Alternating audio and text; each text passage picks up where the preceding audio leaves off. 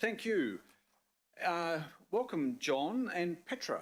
Petra Burns is a policy planner in the Plans and Places unit. Of course, John is our GM in Plans and Places.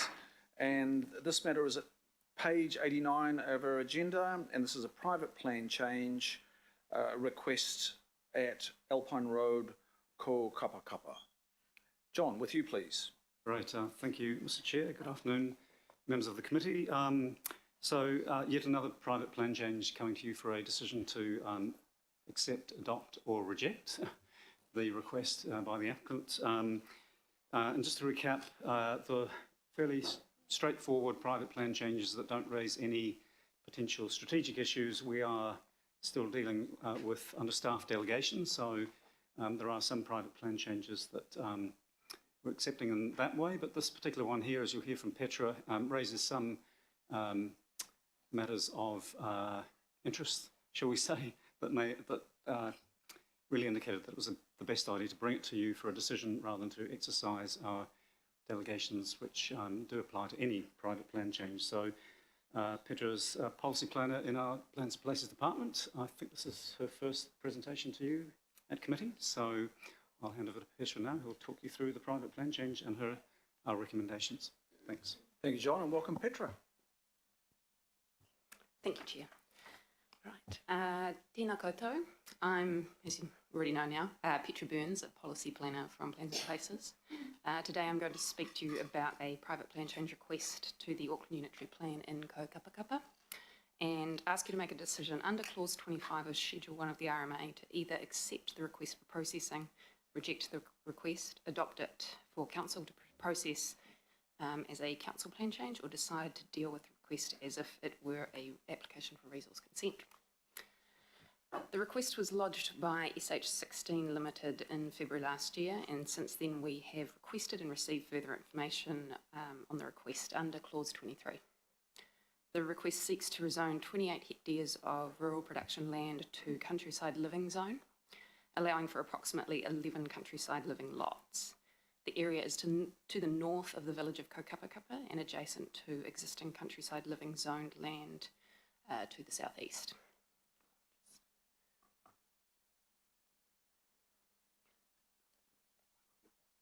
Perfect. Part of the site is considered a significant ecological area, and the rules within the Unitary Plan SEA overlay will continue to apply if the area is rezoned. My recommendation is to accept the request for processing and subject it to the normal tests of notification and submissions and a subsequent hearing. The plan change is not best dealt with as a resource consent, as it is requesting a rezoning, and the plan change is not of strategic value or benefit to the council to cause it to adopt it as if it were a council-initiated plan change. Finally, there are limited grounds under Clause 25 to reject a plan change request. Essentially, these grounds are: is the request frivolous or vexatious? Has the substance of the request been considered by council in the last 2 years? Has the substance of the request been given effect to by regulations made under Section 360A in the last 2 years? Is the request in accordance with sound resource management practice? Would the request or part of the request make the regional policy statement or Auckland Unitary Plan inconsistent with Part 5 of the RMA? Has the district plan to which the request relates been operative for less than 2 years? I do talk about these points fairly comprehensively in my report. As John indicated earlier, there are sort of things that from a course assessment level I have concerns about, I guess, but essentially I do not think it meets the limited criteria for rejection under Clause 25. The appropriate place to test these areas of concern is through the submission and hearing process, where the plan change can be assessed at a more detailed level. So some of these concerns were things like the landscape values of this particular piece of land, also the ecological value, I guess, of quite a significant part of that land. As I sort of mentioned earlier, the SEA controls and standards and the like will still apply if the rezoning goes ahead. And then there's also concerns on my part about the supply of countryside living zoned land already, particularly even within this sort of locality, not just across Auckland. But once again, having considered all those sort of things at a course level, I do think that we're not quite there in terms of meeting those limited criteria for rejection under Clause 25, and that the best place to deal with these things and assess them in sort of a more detailed manner is through the notification, submission and hearings process. So therefore, I do recommend that the Planning Committee accept the plan change request for processing, and I'm happy to take questions. Thank you. Thank you, Petra, and thank you, John. John, you've got something further to add? Just double check.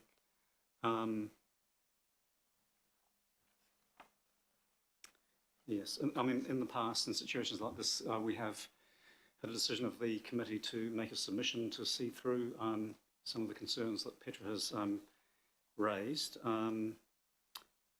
That's not specifically recommended.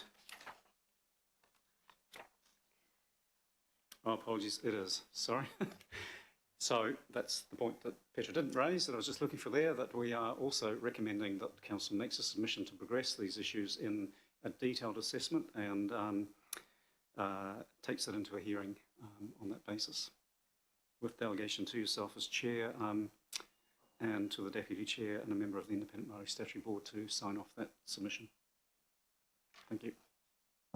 Thanks, members. Members, as you know, there is delegated authority to the General Manager to make these decisions.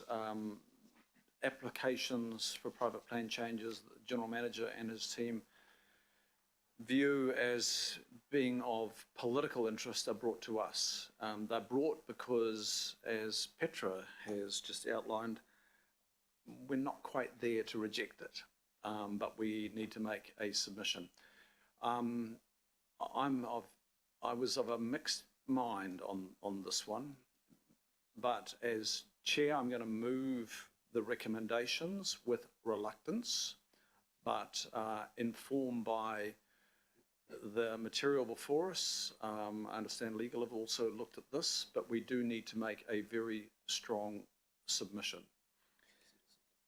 Can I have a second, please? Councillor Mulholland. Oh, Councillor Mulholland, thank you. So I'll just make a few points. One is I am interested in that the application is not is for land that is not fully under the control of the applicant. I always find that a little bit odd, but my earlier questions of staff say that's not enough to reject it. The RMA allows anybody to make an application almost anywhere on anything. It does concern me that about 50% of this land is in a special ecological area.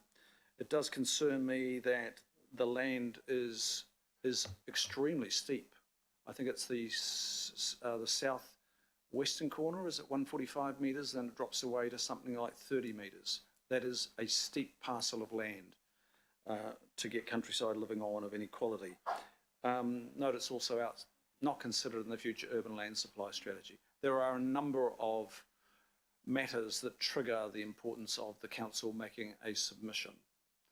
But the course merit test has been passed, it appears. And that's the rough side of the legislation, as we've seen it before.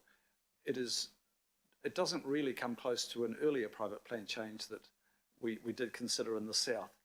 But I'm reluctantly, as chair, moving the acceptance, but I'm very much expecting a very strong submission on the points that Petra and John, you have raised in your report. Are there any other comments here? Councillor Kuhn, or questions? Oh, thank you, Mr. Chair. Tēnā koroa. I just have a partai regarding the submission, but just to clarify, you've alluded to it, John and the Chair, but this is very similar to the process that we went through at Patumahui, yes, and But in that process, so I don't want to relitigate whether we've got the legislation right and we should be applying a bit of a stricter test, which is my gut feeling about this, that we should just shut it down now because there's so many boxes it doesn't meet. But when we went through that process, we did indicate as a committee that this council submission would be opposing it through the process. But I'm not hearing that now, are you saying that we're going to work on a submission, do the analysis, and then form a view? Because I think when we did the Patamohoi one, we were very clear that we wanted to be strongly object to a plan change for elite soils and all those reasons. And then, of course, it wasn't successful. So I think in some ways we were kind of vindicated with that approach. So can you just clarify that, please? Through the chair, the Patamohoi private plan change is still working its way through to a hearing, but council is in there with a very strong submission, and will be looking to potentially call evidence for the hearings on those matters. But recommendation D, the one that I couldn't find before, does provide that link to the matters that Petra has spoken to that are in the report. So it says to address the matters raised in the agenda report. It doesn't highlight that they are of strong concern, but that encompasses and gives the chair, deputy chair, and member of the IMSB the steer that it's those issues around ecological impacts, potential landscape impacts, and strategic impacts around is it just appropriate or not to be growing the Kaukopakapa settlement in this way. So those are all the matters Petra's spoken to. They're in the report, and D, I believe, gives steer to that, but we're happy for that to be more specific if that's the view of the committee. Yep. If members are of a view that those words there under the D need improving, that they should be a bit more prescriptive, precise, let me know. Councillor Cooper. Thank you. I mean, I support this. I mean, the report is it talks a lot about the evidence that went to the independent hearing panel. And even though I probably didn't agree with everything from the independent hearing panel, I thought it was a good call in this regard. And I think the same issues still apply. And I think they're well canvassed in the report, particularly around the SEA overlay, the fact that it's quite a way outside of the town centre. There's a whole lot of issues there. And so I've got a lot of faith, and based on that report, that our submission will be very strong. But also we know that, having read the report, I don't think we do have the grounds under the RMA to reject it. And it seems to me that they pulled out of the resource consent process a few years ago, almost to allow this to happen. So I think we let it go ahead. We know what's happened when we've rejected it before. And I know there'll be other things coming to us that will have very good grounds to reject, but we've got to pick our battles and make sure that if we reject something, it's pretty rock solid when it's challenged. So I'm happy with this as Mr. Chair. I'm not a mover or seconder, but I support it. Thank you, Councillor Cooper. Are there other questions or comments, Councillor Coombe? I am just trying to find our resolution with regards to Patamohoi to see if it was clearer, the delegation, but it's Nexus is just so bad for trying to search on anything. But I mean, I'm comfortable if you feel you've got enough of a steer. Once you've worked through those issues, you can take a definite position on whether, as council, we support the application or not. But it would be good to kind of get some advice about whether that delegation is clear enough. Look, I think it is, but look, I might go to Megan. But look, I've heard both John introduce this and Petra introduce it, and I can hear the caveats and concerns. Petra, I did jot you down. We're not quite there to reject it, but we're quite a long way there to make a strong submission. And that strong submission will be made. I don't believe this is a matter. We're not quite seeing a private plan change as yet, well, before us at least, not looking back, but before us, that is the one that we need to test and possibly create case law. But I do suggest that there will be a point where we need to look seriously at some future private plan changes that might trigger that direction. It's a matter of time, I think. But back to Director of Strategy in reply to Councillor Coombe. Through you, Mr Chair, I'm just trying to find that Patamahoe resolution as you've asked and haven't succeeded in time. I mean, I'm comfortable with the wording, but what else would you want to see, or could you give me a sense of what? Well, it was just that my recollection was that we gave a very strong steer through that decision making. On this kind of specifics or more? I don't know direct- whether it ended up in the resolution, but if we're all comfortable that those have been delegated, I mean, I have confidence in them and our officers to work through all the issues. You know, I just want us all to be clear that that end result might be that we very strongly oppose the plan change, which is that's all good, or not.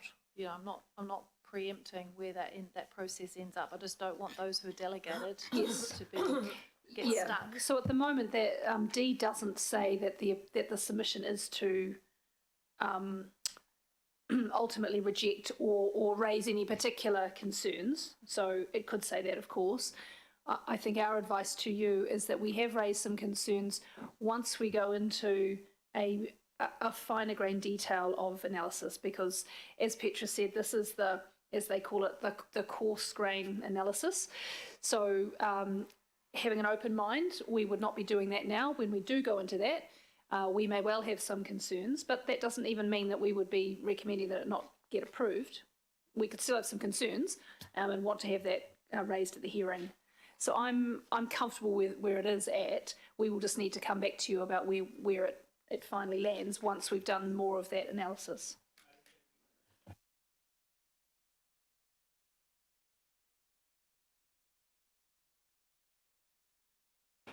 Could I say, from memory, they are quite specific and give a very clear indication of the committee's specific concerns around the private plan change for Patamahoe. And just to recap, that was a proposal for some urban zoning. This is still rural.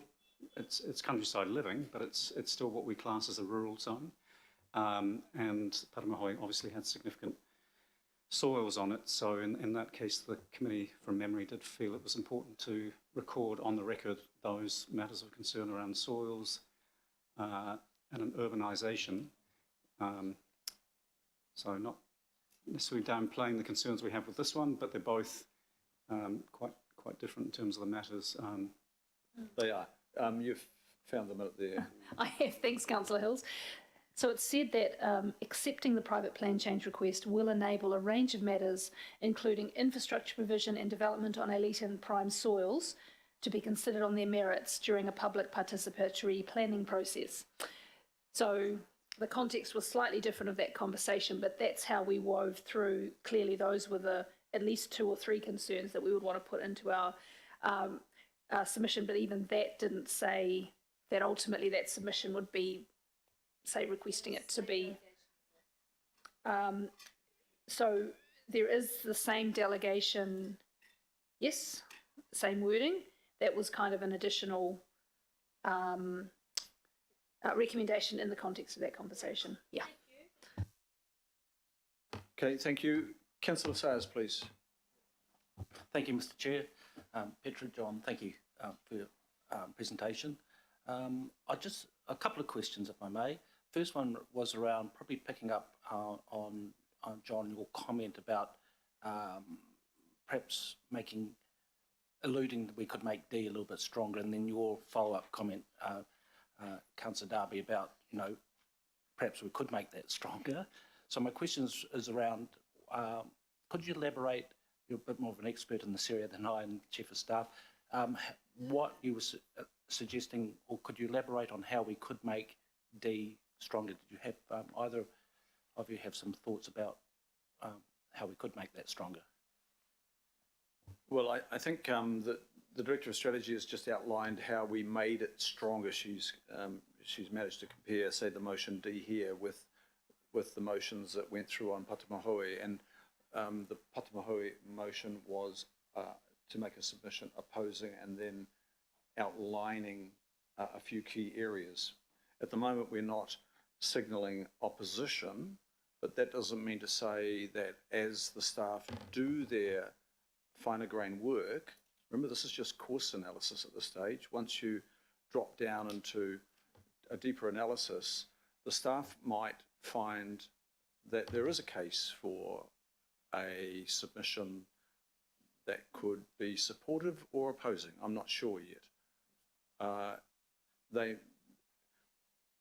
Whereas the one with Patumohoi was a lot clearer because it was relating to 97% of the site was either or 92% was either elite or prime soils.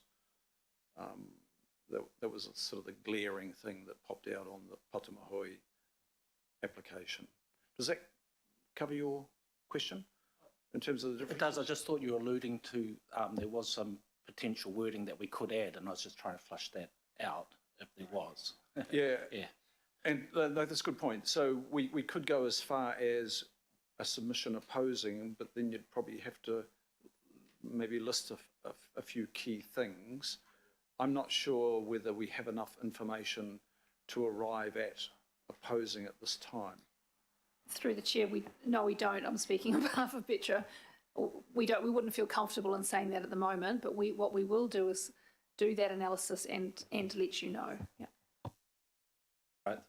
Thank you. Comfortable with that, Chair. The second question was around the notification, just confirming that that's full public notification, and if so, does that include the immediately affected area of that village getting a mail drop?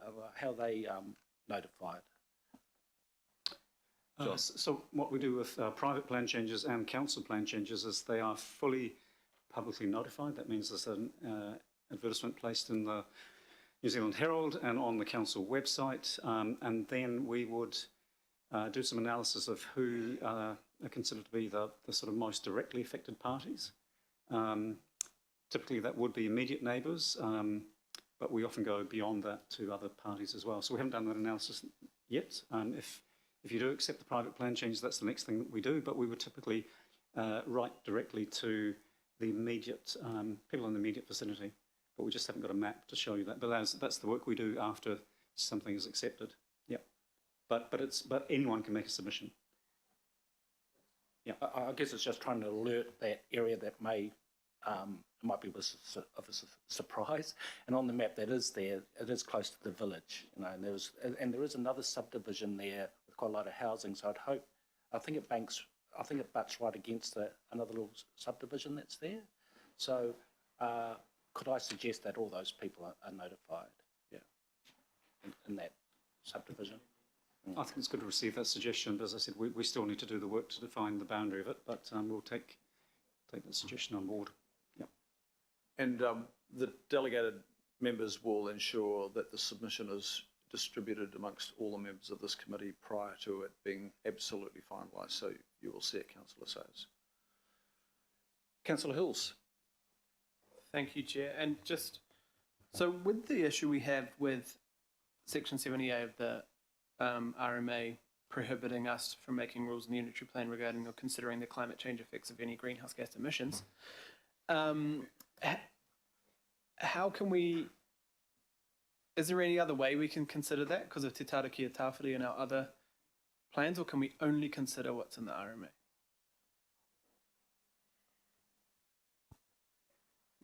That's a difficult question, but essentially we are constrained in terms of the climate-related matters that can be considered under the RMA, and this, as you know, is a plan change under the RMA. So I don't know if Karina from legal has some additional advice, but yeah, there are constraints there in terms of how far we can go in terms of emissions.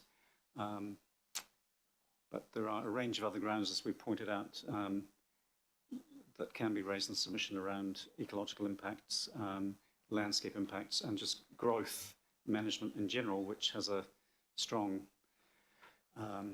climate angle to it. Yeah. And on grounds to reject, if there were any, could we consider that now the government has also called a climate emergency? Does that change anything at all, or? because it does say under 69 that it has the potential to increase Auckland's overall greenhouse gas emissions, car dependency, little public transport, walking, cycling opportunities, etc. Is that So we are, through the chair, limited to those grounds that we've talked about in the past around it being contrary to sound resource management practice, which is a pretty high bar to sort of say climate change for this particular proposal would mean that it's absolutely contrary to sound resource management practice. And then is it contrary to Part 5 of the RMA? Again, that links us back to the objectives and policies of the unitary plan, and to say that it's contrary to, it needs more detailed analysis. So we don't believe that there are sufficient grounds to reject on that basis, even considering things as broad as climate and through you, change Chair, emission concerns. what about the MPS on freshwater management, considering the steepness and the valley and the special ecological? Would that give us any grounds? They give us potential grounds for concern, and will be matters that have to be looked at in a hearing. But again, we're not seeing anything on a course level assessment that would say that this is so contrary to freshwater management that it should be rejected at this point. Okay. But yes, all of those national policy statements, freshwater, urban development, all come into play in a hearing on a plan change. So, and through you, Chair, so I guess the question is, so the rejection is mostly our fear of rejecting the plan change would be that effectively we could be then forced to pay for it, but because accepting it means we do not have to pay for it. But if it went to a judicial review or something and we've rejected it, we would then be up for costs. Is that our main, I know we shouldn't be using this process to send a message, but is that our main concern, that it could be a risk of costs on us? That's the main concern. Through the chair, that's not our main concern at all. I guess we're just providing you with advice that it hasn't reached the threshold for rejection on the basis of it being contrary to sound resource management practice or contrary to Part 5 of the RMA. So we're saying there are concerns that need to be dealt with in a council submission, dealt with in a hearing, and ultimately the plan change may fail at that point, but this is not the point for rejection.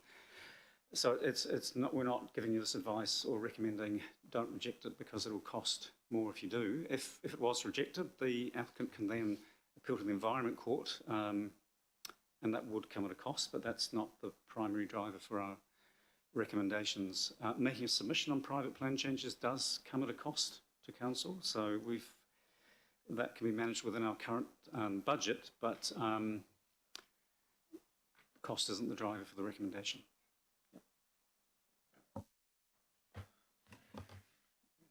Thank you, Councillor Hills, but the points that you have raised that are referenced in the report, they do need to be picked up in the submission, and I'm sure the staff will be ensuring that occurs. Councillor Newman. Hello. Thank you, Chair. My question, I had a couple of questions, but I just want to be clear that, I don't want a repeat of the Ōrākei debacle when we basically wanted to reject plan change requests despite not having any legal basis for doing so. So I don't want to go down that path again, because we knew what we were doing then, or most of us did, and some of us didn't, but they found out subsequent. But can I just ask Mr. Dogood that the matters that would be addressed in the council submission need to be matters that are limited to considerations under the RMA, and that other matters, whilst they might reflect our values and our concerns, frankly, if they don't meet the test for what is a matter to be considered under the RMA, they'll largely become not relevant to the hearing, that the matters that we need to raise need to pass the test, the criteria for what would actually be a legitimate issue under the RMA, and everything else beyond that probably doesn't count. Is that correct? John. That is correct. Yeah, essentially we are constrained with it in the parameters of the RMA. The RMA does allow councils to take into account other matters, other documents, but it's still constrained within the overall purpose and principles of the RMA set out in Part 2 of the Act. And my expectation would be that the commissioners would probably welcome parties who are submitters on the plan change request, including the council, to enter into a discussion with a view to mediating the way through to get agreement on matters pertaining to the plan change that are that trigger legally relevant concerns via the submissions process. Is that correct? Again, through the chair, our independent hearing commissioners are starting to hear more and more of these private plan changes. So the volume is increasing, and I think we're up to about 30 that we've received and that are tracking their way through the process now. Some have gone through to becoming operative, some are still at the early stages of going up for submissions. So within that context, we have, working with Democracy Services staff, started discussions with some of the chairs of the Independent Hearings Panel, or members of the Independent Hearing Commissioners who chaired some of these private plan changes, to talk through things like pre-hearing mediation and so on. So it's not a given that there will always be mediation, but yeah, we are working with independent commissioners on really making these processes as robust as possible and providing opportunities for mediation, if that makes sense. So, yep, there are active discussions with independent commissioners around things like mediation prior to hearings. So, Chair, look, if I can just conclude, I'm going to make my comment now, if that's okay, just very briefly. My view is that I'm happy with the proposed resolutions, the wording of D, because I'm comfortable that those delegated with the authority will act on the advice, and the advice will be that the arguments contained therein with the council's submission will be arguments that are relevant to the RMA considerations with respect to this private plan change. But if there is a matter to be addressed, that I would hope that possibly the submission would identify that the council would be keen, although we can't guarantee that the commissioners would require it, the council would be keen for an opportunity to participate in a mediation with the applicant as part of that pre-hearing, so that the matters contained in the council's submission could possibly be addressed at the mediation prior to the hearing itself. Okay, thank you for those points, Councillor Newman. And as I said earlier, our submission will be distributed to you and all members of this committee prior to it being finalised. So you will also have the opportunity to suggest any refinements to the submission. Thank you very much. And Councillor Henderson. Thanks. I'm really not sure how I'm going to vote yet, but I really appreciate all the chat. A couple of questions. So the test here really that's relevant is sound resource management practice. So I think I asked this in the last debate, but what is an example of something failing that test?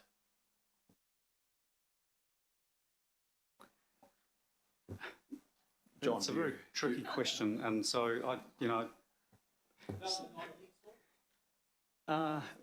not necessarily, because you have different expert views as to how the balance of elite versus prime soils, and so there's different technical views on that. I think we need to stay away from Patamahoi because it's actually in process at the moment. It is, that's right. So something that just absolutely on the face of it would cause significant adverse effects without any debate amongst experts whatsoever. So, and I think it is an example I mentioned before, but you know, things like a industrial activity in a residential area through a private plan change. So residential zone, but we want to change the zone to something very noxious. That's a pretty unlikely example, but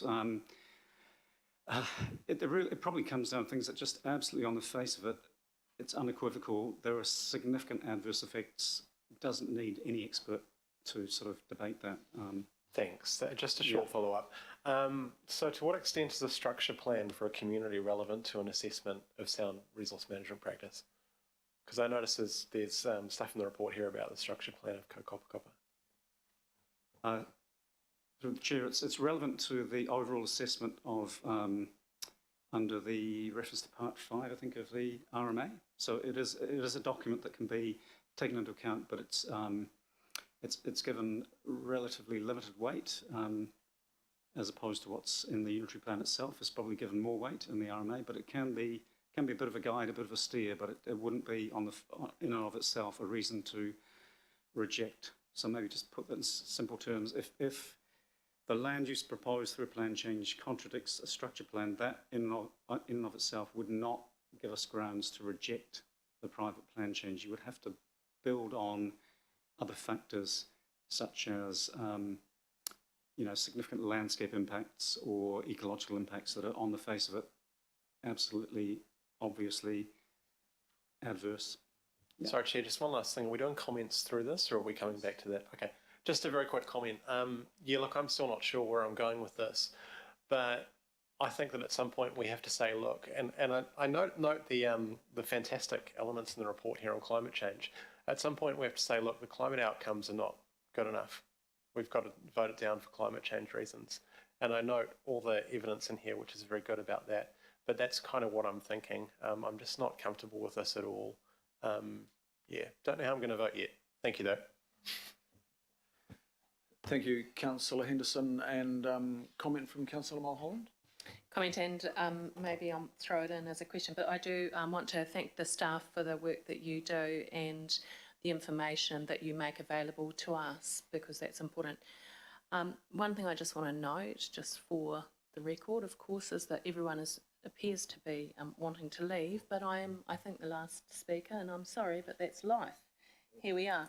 And I just want to say I actually strongly support this as a opportunity to go through the process. I am always a strong supporter of rural living, for people to have an opportunity to live in a way that enables them to grow their own vegetables and to have a space and a place that suits their lifestyle. So I'm very supportive of the being a seconder, because it has, as you say, reached a threshold, and well, it hasn't reached the threshold to reject. I don't think we should be talking constantly about opposition. I don't think we should be sending out that message. I think we should be sending out a message of fairness, equity, and following the process of the RMA. And Councillor Newman talked about that. And I believe that you will do the correct and fair analysis, looking at how Tamaki Makaurau is going to move and function as a city as we move forward, because this will take some time. I also want to note here on page 93 that it does say our Kaupapa is well serviced with a good school bus service and growing commercial activities, allowing additional further residential development will provide for the efficient use of land in an area where services are underutilised. And I do preface this that I was raised on a block of land, and I think it's a great lifestyle. I've turned out perfectly, so we should be fine on that. It's good evidence.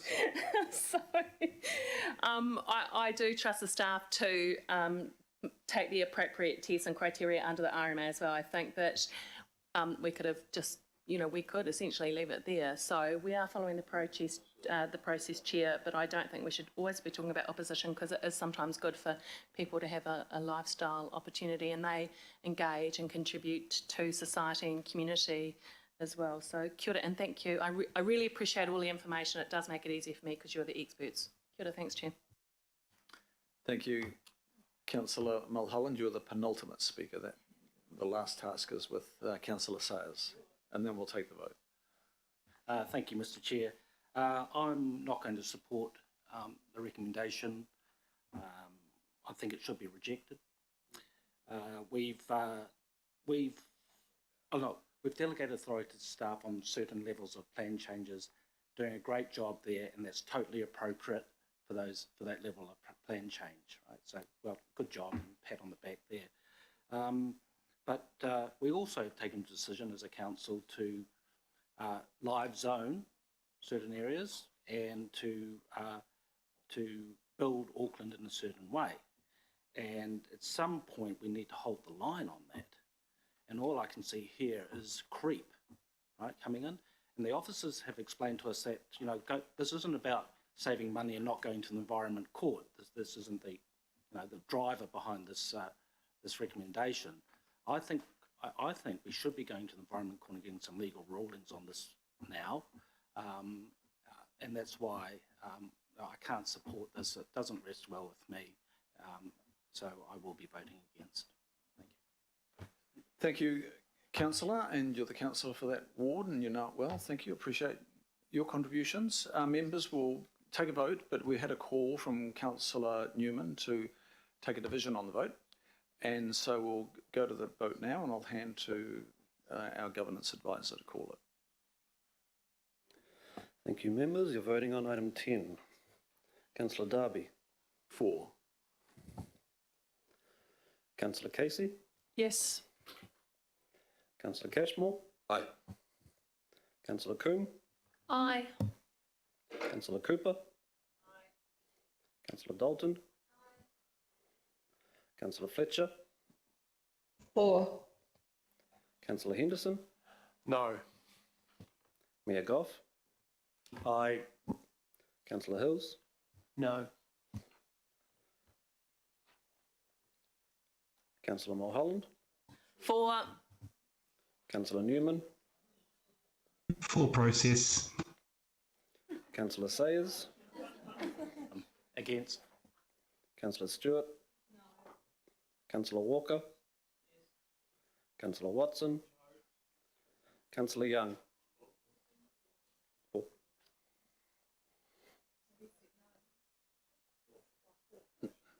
Carried 12 votes to 5. Thanks, members. Good discussion there. We need to